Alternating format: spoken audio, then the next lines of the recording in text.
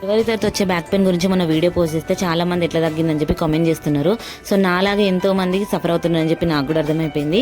నాకు డెలివరీ అయినాక 15 days తర్వాత హెవీ పెయిన్ స్టార్ట్ అయింది. బ్యాక్ పెయిన్ అయితే ఈవెన్ ఫీడింగ్ కూడా చేయబుద్ధి కాకపోతుండే, అంత నొప్పి వచ్చేది, ఏడుస్తుండే కూర్చొని. నాకు ఎట్లా తగ్గింది, చిన్న చిన్న టిప్స్ ఏం వర్కౌట్ అయినైతే చెప్తాను. కొందరికి నెక్ పెయిన్, షోల్డర్ పెయిన్ కూడా ఉంటుందంట.